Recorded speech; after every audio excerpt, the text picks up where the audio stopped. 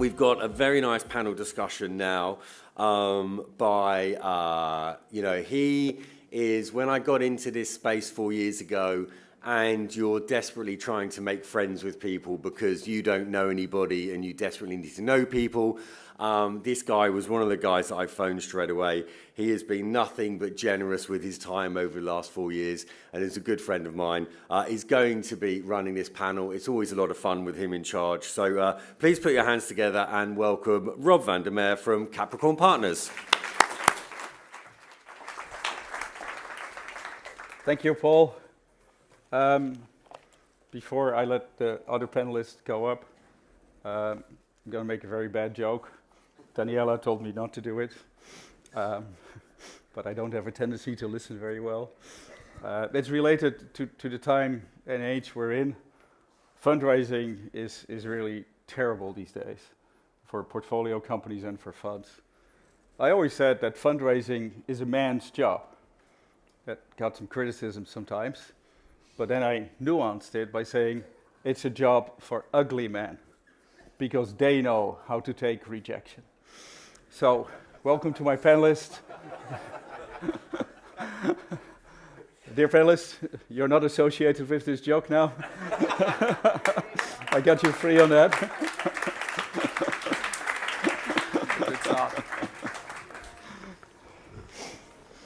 So, here we have Michela from Emerald, Elisabeth from InvestNL, and Guillaume from Sofinnova. I'll let them introduce themselves, but I start with some more serious work to do. Yesterday, our portfolio company, Econic, announced the launch of its surfactant range. It's already in polyols. It's using CO2 as a waste material. Not exactly bio, but Paul, it's biogenic CO2, so most of the time. So it also contributes to this world and this conference.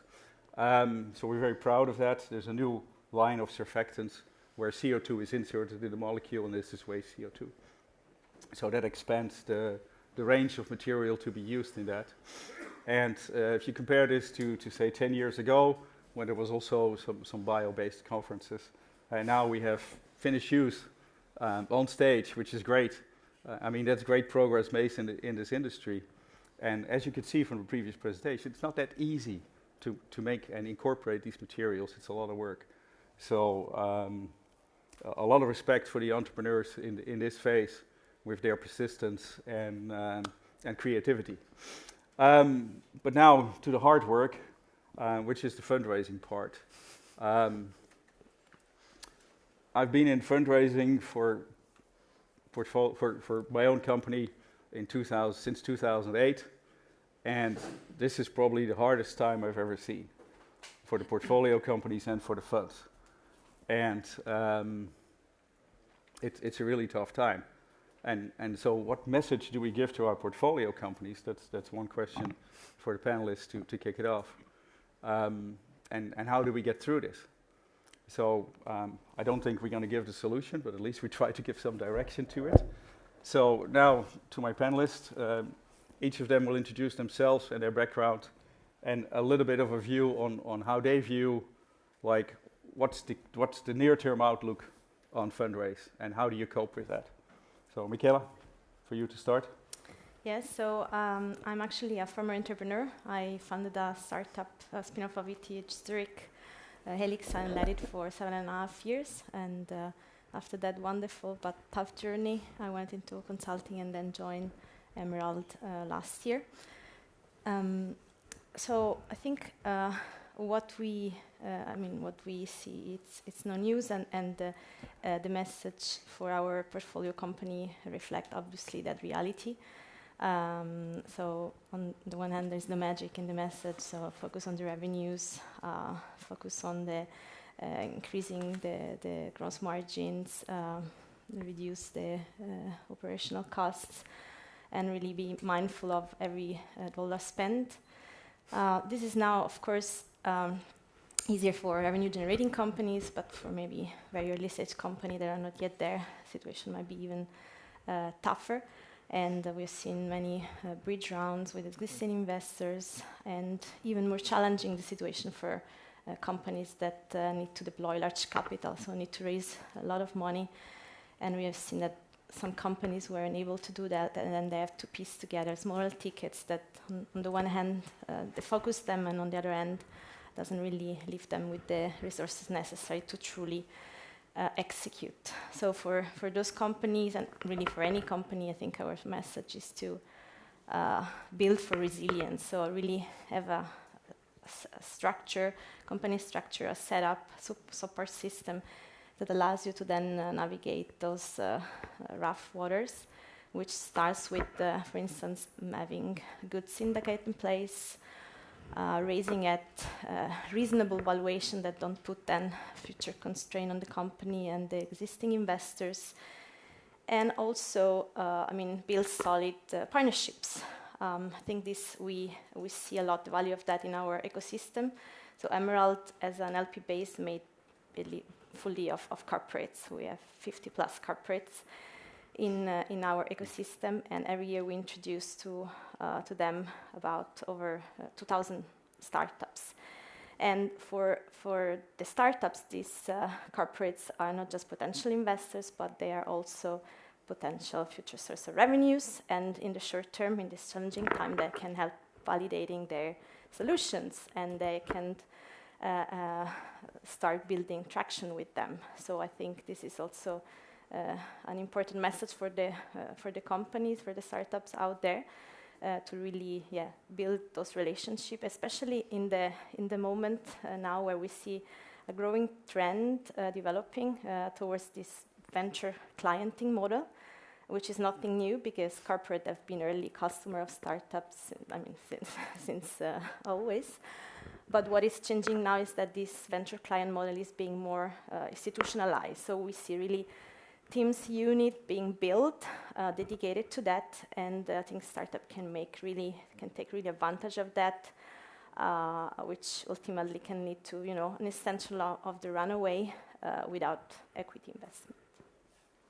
All right, thank you. Elisabeth, InvestNL. Yeah, Elisabeth from InvestNL. I've got a finance background. I've been in banking for more than 20 years before I joined InvestNL. Basically missing the impact opportunity at various banks. So I have no bio-based background. I'm an agnostic person, but I have a background in lots of different products. And that helps me looking at different companies at an earlier or at a growth stage to apply the right capital structure for such company. And maybe that's also a bridge to adding some value to what you've already said, is that you need to take care of the right capital structure. It needs to suit the moment in time that you're at. You need to have the right investors on the capital structure as well. They need to be aligned. We see quite a few propositions in our portfolio that have a misalignment in the capital structure. Funds that have already reached their end of life.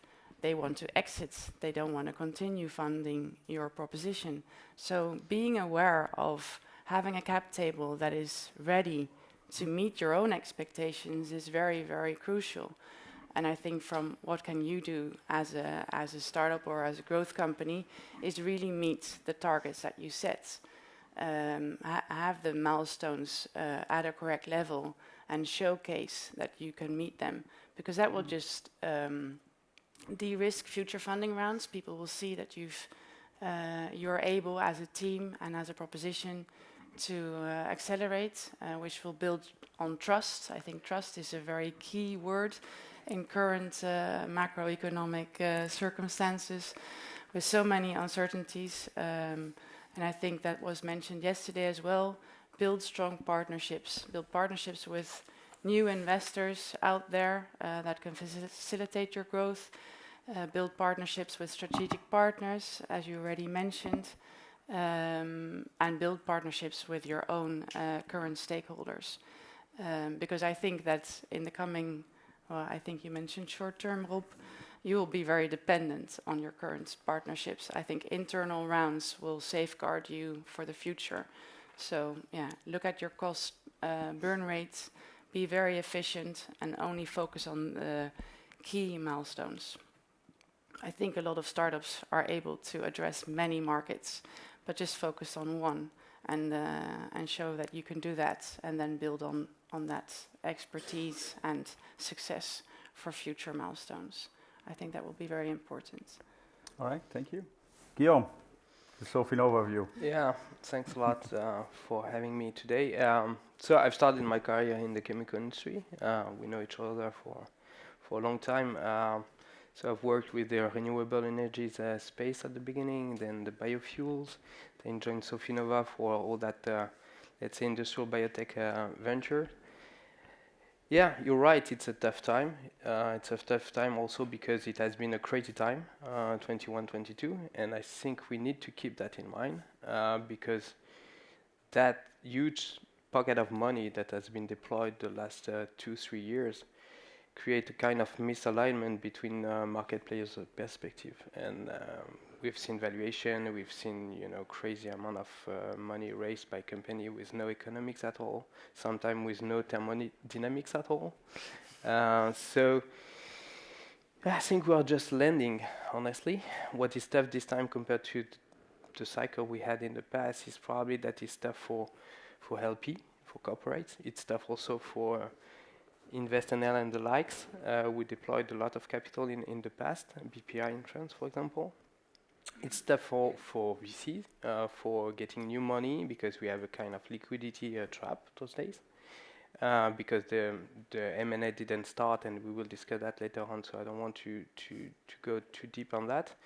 And it's tough, obviously, for the last part of the value chain, which is the startups. And so the message we want to send to our CEO those days is nothing super fancy. It's obviously the first one is cash management. Okay, you have to stretch every euro you get and be sure that every, let's say, cent we spend is completely deployed for the good reason. So that's one. To complete what have been already said is, I think you want to be super transparent. You want to be super transparent with your investors first. You want to leverage the best you can your board. It's very important because usually the CEOs are a little bit like in a defensive mode, saying, okay, it's tough time, it's going to be difficult. So they start, not getting the best of what they can bring from their board and from their investors. So being very transparent, and from the get-go, you have to think about a CEO and a management team with a sufficient resilient, background and angle. Because from a VC perspective, we know it's a lot of ups and downs. So you need to be prepared also for those downs. Meaning that when you raise money, you have to believe, and it was not the case in 21, 22, and 23, you have also to believe that at some point it's going to be tough to raise the additional part of the money. So beside the fact that you want to diversify your, let's say, stream of money, grant and all those business models that should be a little bit more renewed, you want also to be prepared for a kind of tough market situation for the next raise. So it seems to be, kind of easy peasy solution, but it's very tough in practical to do that at the board level or when it comes to due diligencing a company. Okay, thanks. So you mentioned the liquidity cap, and that's also a market cap often. And going to Elisabeth for that, we've had several discussions about this. The governmental funded funds are there to help the start and scale-ups and to bridge market gaps and also to kind of help to create certain markets. At the same time, you have to act as a kind of a market investor because you have to give a market-conform return, which today would actually be easy, given the current performance of most funds. That would be market-conform. But that's probably not what the Ministry of Finance in the Netherlands wants to see there. But in these difficult times, funds like InvestNL also have the capability to kind of bridge everybody without that market match that you often ask for, or even warehouse certain sectors. And I know the plastics recycle goes to your heart, but we've lost almost all of that sector in the Netherlands by not being able to bridge till 27, 28 when there is a big need for the capacity coming. So how do you cope with that? How do you deal with that? It's, as you mentioned in your email, a paradox, right? And it's a paradox is usually very complicated to solve. And I mean, as you also mentioned, InvestNL is a very young fund. We were founded in 2020 in the middle of COVID. So I think COVID broke out 1 month post our foundation. So we've had our own struggles, and I think solving these paradoxes is never going to be easy. But I think we were founded by being an impact investor, solving the gap, basically the last part of the puzzle. And I think at this moment in time, we're seeing we should not be the last part of the puzzle to solve the equation. We should solve the equation by being the first part of the puzzle. So in the past 3.5 years, I think we've seen that we've sent out far more LOIs, letters of comfort or letters of engagement, term sheets, where we are willing to showcase how can we get this capital raised, how would we feel comfortable. So we have accelerated in that, becoming from a co-investor towards an anchor or a lead investor.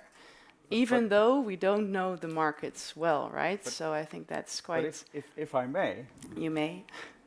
I knew this was going to come. Why do you need to feel comfortable? You're the fund that should be able to deal with uncomfortable feelings. Yeah.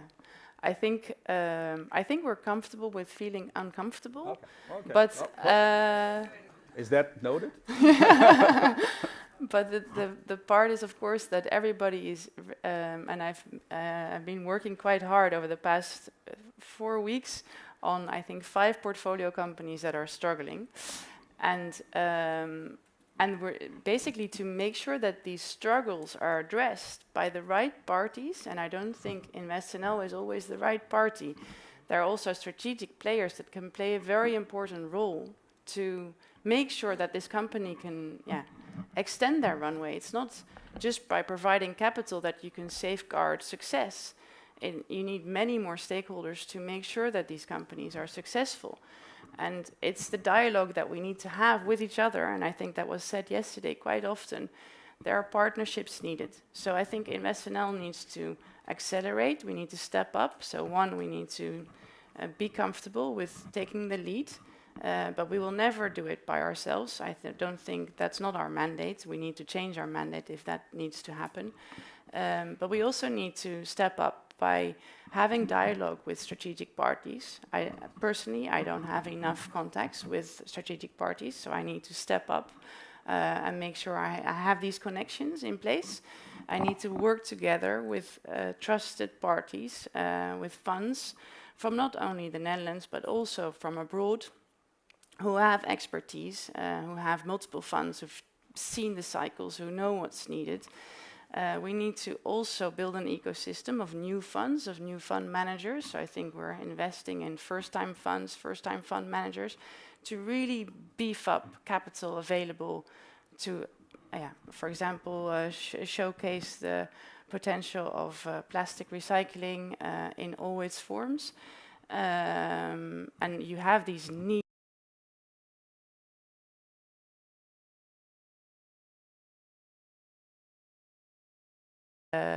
We need to take more risk. So I think at this moment in time, InvestNL is working on the onrendabele top. So it's an unprofitable top slice of capital that nobody wants to take up. So I think the government can take up this slice of potential unprofitable top capital that might never give any return, but that is needed to be funded in some form to make sure that these companies at a very early stage, that's usually the case, or that need a lot of capital, that these risks are taken by government-owned funds. But it takes a lot of time to create these mandates and to create these products. So it's a paradox of moving forward bravely, And I think what we also need from everybody out there is to accept that it's bravery, right? We don't have the answer to all these questions either, and that it's acceptable that we make mistakes, because I think that's what makes a government-owned fund a paradox as well. People want these funds to take the risk, but then if the risk was an unreliable risk or a risk we should never have taken, which is easy to assess 10 years down the line, then we get all the complaints from people you should never have done that. And I think that's the paradox that we also need to solve. We are here to take that risk, okay, but then in 10 years down the line, when it was not the right risk to take, we should say it was fine because we did build an ecosystem. And that's what I mentioned to Guillaume before, because I think BPI France is far further ahead. But they've taken risks that they might never, they shouldn't have taken. Sure. Yeah. But they built an ecosystem. I think if I look now at other government-owned funds, when will I be happy is if the Netherlands has a BPI France in 10 years' time, it would be fantastic. So that would be my hope. All right, thanks. You mentioned the strategics. Emerald has 50 plus strategics as LPs in your fund. To turn it a little bit to the bio-based world here, you have a dedicated packaging fund. You have strategics, and yet bio-based packaging is still tough. So can you allude on that? When do you think bio-based packaging will enter, say, the larger volume, being cost and performance competitive? Yeah. So I think the critical point is the cost competitiveness, right? Because, I mean, some performance and functionality aspects are already matched. So I think the key issue is the price competitiveness. So now, first of all, I think we need to differentiate between bio-based equivalent, like bio-P, for instance, and completely new bio-based polymers. So for the first one, you need to build the upstream, but then you can rely on already downstream manufacturing capacity. You can rely on an industry that already knows what to do with the polymer and how to use it, and therefore that makes it, faster in anyway long-term timeline, and also more capital efficient. While when it comes to completely new bio-based polymer, there you need to build not only the upstream but also the downstream, and even sometimes the end-of-life solutions, because they cannot be necessarily applied, the existing ones. So then for the second one, of course, the time to reach this cost parity would be even longer. Now, I think what we are seeing is that generally, in some cases, this price gap is being narrowed down, like in the case of PLA, but still, for most biopolymers, we are not yet there, and will take a long while. And it won't happen just by market forces alone. So it's going to be a good mix of policy in place that will enable this bio-based solution to become also cost competitive, meaning good reward system for the lower carbon footprint, subsidies and penalties on the other end for virgin-based solutions, which are already in place in some geographies or in some specific cases, but it's not yet the norm. So we need to get there yet. But until then, what do we do? Because as an investor, we are still interested in this solution, and we are actually investing. So when we look at bio-based solution, what we are looking for is solutions that have a path to reach a market acceptable price, which is not necessarily cost parity, right? But it's a price that the market is willing to accept, or we need to see a path to exit before that. So these are the solutions where we are investing. And we are seeing today that some of these solutions already actually reach cost parity in a way. And it's not in a price per kilo basis, because that is going to come after 2050 eventually, but is on an overall cost basis. So, for instance, I don't know, there are some polymers that have better barrier properties, and then you need much less of that polymer. You need a thinner coating, less material, ultimately leading to overall same costs for the brand. So that's the very interesting cases at the moment, and that's where we again where we focus, right? Where we see that there is a bio-based solution that today can outperform virgin base on a performance functionality base. And today maybe is a bit more into niche applications where they can tolerate a bit higher pricing, or that, as I said, can already today allow for overall actually achieve a cost parity just because of performance. All right, thank you. Guillaume, we're the future of industrial biotech. You're a dedicated industrial biotech fund. You hold the future in your hands.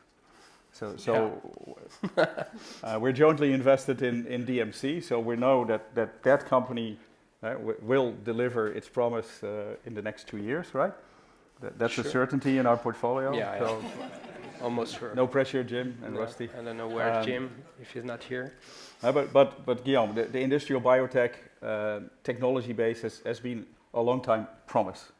And you have avoided to invest in a lot of these over-promising companies, but you've invested in a broad base in different sectors of industrial biotech. When do you see exits coming? When do you see that sector delivering to scale?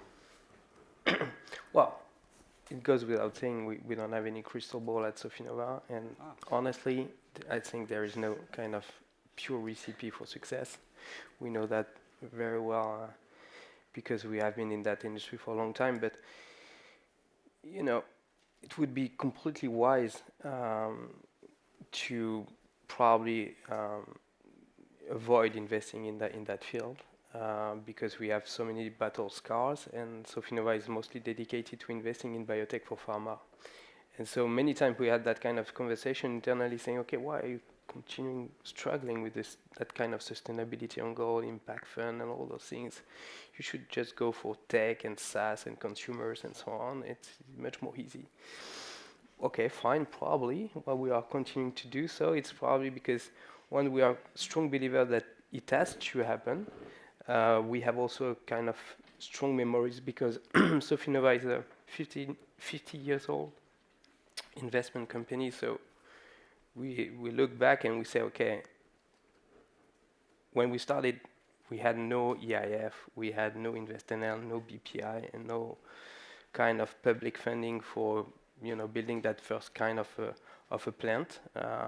So those kind of financing schemes have been put in place, and we are globally progressing. And I know we are struggling today. We started with that point, and this is the title of that panel. But honestly, overall, things are going pretty well in terms of direction. Why that cautious optimism we have in Sofinnova? It's mostly because the science is good. We've seen new CEOs, new entrepreneurs coming in. When we started 15 years ago, honestly, no repeat entrepreneur in that space. No very strong kind of management team because people were working in the corporate industry. It has changed. It has changed even more from COVID time. We are now able to attract some very, very talented people in those startups. So, we have public money, credit taxes in Europe for developing good sciences. We are, PhDs now coming back from the US. So now we need to be optimistic, and at the end of the day, yeah, not sure, but at least look at the Nordics. What happened in the Nordics the last 15 years compared to what it was 20 years ago. So now, let's be cautiously optimistic. But at the end of the day, okay, public market will come back, M&A will start.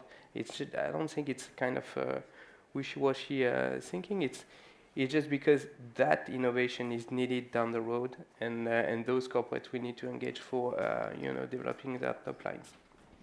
As Okay. simple as that. So we need to sustain. We need to get that kind of, larger, let's say, engagement from public, corporates, and all those things. But I mean, we will make it. So, in short, we are optimistic, which if you're in this side of the business, you have no choice to be optimistic. Some people also call us patient. I think it's more referred to as stubborn, because I don't think we're that patient, but we like to persist. And some of our LPs call it stubbornness. But sometimes you have to go through, and I agree with the optimism that things are starting to change. You start to see small signals, small turns in the market, the number of corporates engaging, the offtake agreements that are coming to the market. So you start to see the introduction of these new materials and new ways of producing and integrating that in today's world, and having showcase examples. I think that's very important. We also see it in our own portfolio companies. Aniela is here from NEFA. She also has three-dimensional textile prints that are coming to the market pretty soon. So I think we all share the optimism, right? Sure. Yeah, and that's the message we want to leave you. It looks grim, but the sunshine is coming out there. So hold on. Thank you.